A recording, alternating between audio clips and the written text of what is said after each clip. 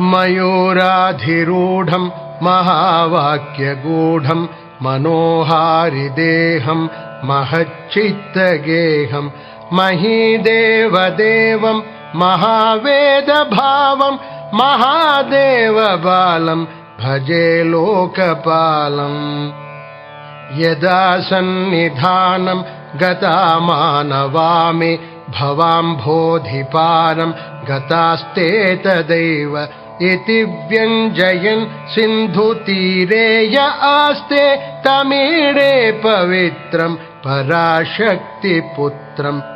यथाब्धेस्तरङ्ग लयं यान्ति तुङ्गाः तथैवापदः सन्निधौ सेवतामि इति वोर्मि पङ्क्तिर्नृणां दर्शयन्तं सदा भावये हृत्सरोजे गुहं तम्।